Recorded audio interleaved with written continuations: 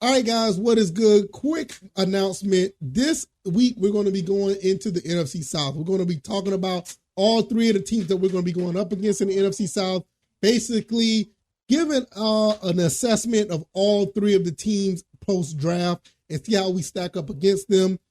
Today, we're going to be talking about the Buccaneers, and we're going to talk about the other two teams later on in this week. So it's going to be really interesting how things look very early on paper. Hopefully you guys enjoy this, and I will see you in the episode.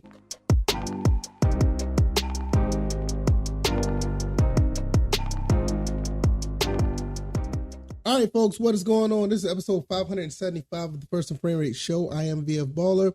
Over here, we talk about Georgia Southern and Atlanta Falcons football. Still not much going on the Georgia Southern front. I mean, it's pretty much a downtime after the spring game, so nothing is really going on there. So basically, we're going to talk more Atlanta Falcons. And since the dust is kind of settling a little bit with free agency, I want to talk about the other teams that we're going to be facing in the NFC South, because that's our division. That's going to be the place where we basically going to make the playoffs. The playoffs going to run through winning the division. I mean, you can still make the playoffs by not winning the division, but that's where, that's the goal. That's what you want to do. So before I get into that, I want to talk about Trey Flowers really, really quick. Not much to really go off on there. Signed a 1-year deal. His best year was in Seattle, where he had like 3 picks and like 60-something tackles. He actually had 1 pick for the Bengals last year. 6'3", 200 plus, big physical cornerback. Probably going to be taking the place of Isaiah Oliver. Looked like the best nickel corner we got right now, in my opinion. So, we got Jeff Okudah, we got Hughes, we even drafted Phillips out of Utah. Still got A.J. Terrell, but I think as far as the nickel corner, that might be our guy. And probably be a guy that's going to be able to not only play nickel, but probably play some defense against some of the tight ends that are on the opposition throughout the league. So, very, very good pickup. This team is pretty much is pretty stacked. A lot of people don't want to talk about the Falcons like that, but it's the truth. A lot of good transactions. The question mark is still with the quarterback, but I think Desmond Ridder's going to be fine. So enough of that. Just wanted to cover that really quick. Let's talk about the Tampa Bay Buccaneers. If this is your first time here, welcome. I can be found on YouTube and Rumble. I'm also on Anchor, Stitcher, Spotify, Apple, Google Podcasts. I'm also on firstandframerates.com. Check out the website. Hopefully you guys will check that out. Also, I am on Twitter at VFBaller, where I talk about things that don't make it into the show. And last but not least, I want to thank you guys for the support. Numbers were crazy last week. I cannot thank you guys enough. You guys are absolutely amazing.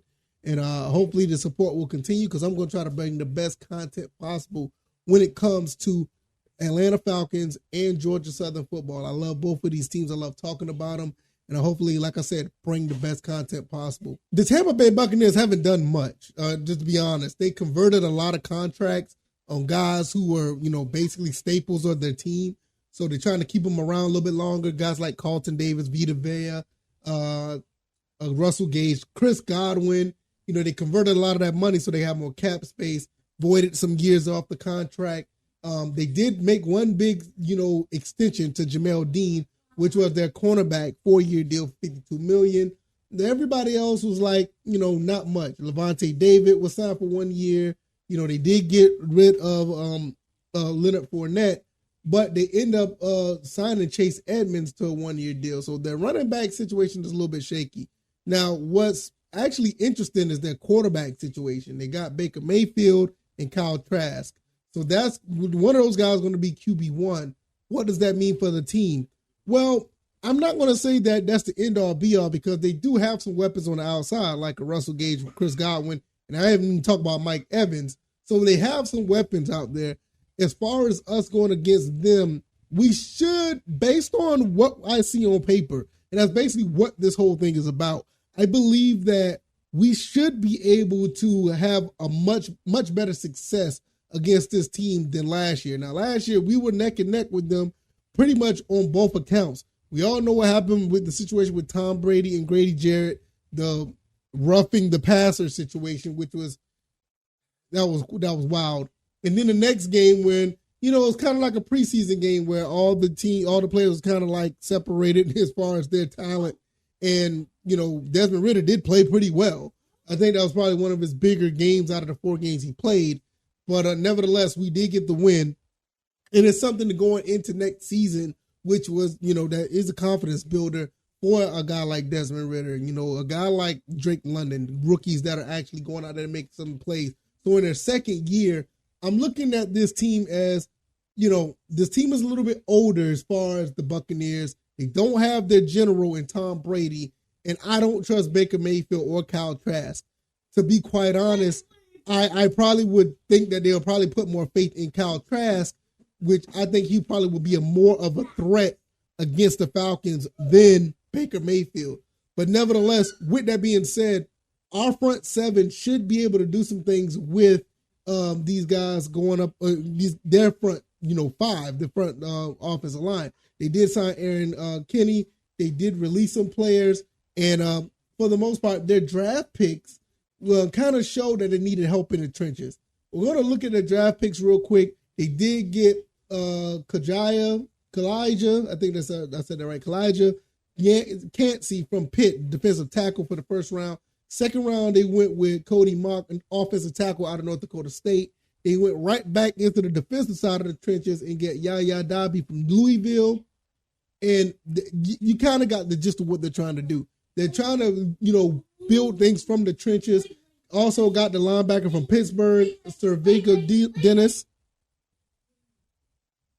And they basically was able to, get a pretty decent size of, a decent variety of picks in this.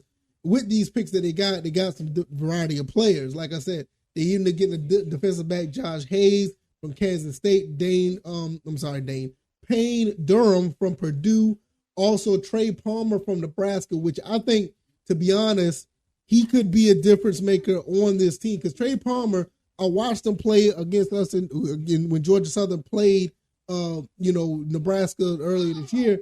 He was actually pretty decent. So for him to go there, that could be somebody that they may try to implement in the offense. And at the end of the 6th round, 196, pick 196, they got Jose Ramirez from Eastern Michigan, edge rusher.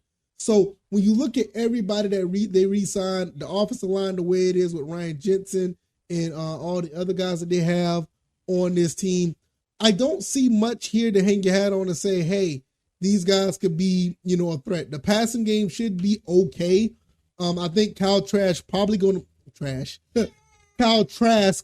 should be QB1 in my opinion. I don't think Baker Mayfield is going to be the guy. I will be extremely surprised. As far as the tight ends go, I don't see anything out there that jumps out as well. That's probably why they did get Durham out of Purdue. So I'm sitting here looking like this team is basically starting over.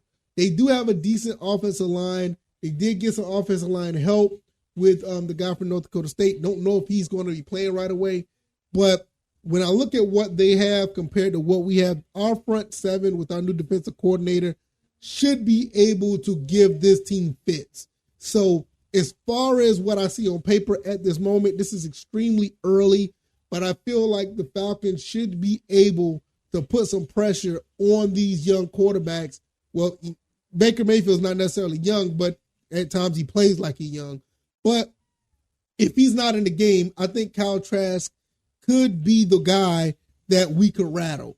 Baker Mayfield is easily rattled as well. So pick your poison, or pick the death of 1,000 cuts. Which one you want to go out at? You want to go with the guy that's not in much experience, or a guy who plays with like he don't have much experience? So as far as the trenches go, we should be able to dominate that. I don't see nothing in their running game that will actually do anything as well.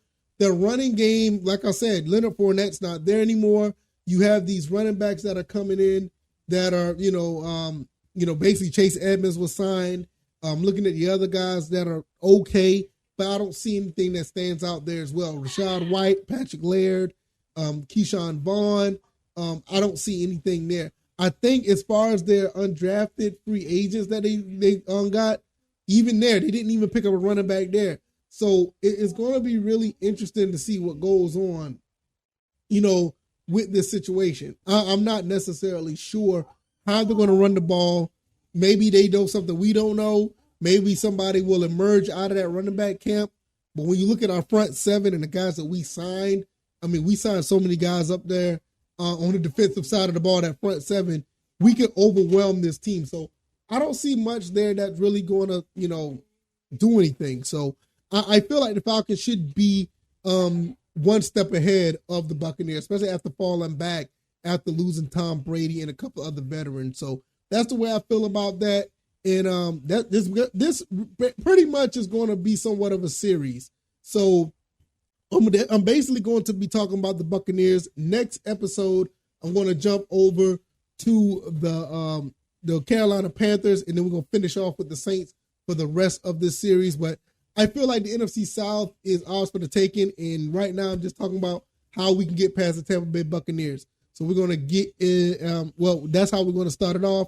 Hopefully you guys enjoyed this. If you like this commentary, hit the like button, share this podcast, subscribe to the channel if you haven't already. Let me know what you guys think. I think that we can get to Tampa Bay. I think we can, so hopefully that will work out. I am really, really excited about this season, especially with all the things that we've been doing. The trade, the new signing that we did earlier today with the cornerback. I think that's going to be awesome. It just feels really good right now with the Falcons. I can be found on YouTube and Rumble, also on Spotify, Stitcher, Apple, Google Podcasts. Let me know what you guys think. Hit that like button. Share this podcast. Let people know what we're doing over here. We're edging towards 1,400 subs. I can't thank you guys enough. I really can't. I cannot thank you guys enough. I'm going to get up out of here. Thank you guys once again. Y'all take it easy and y'all be blessed. Peace.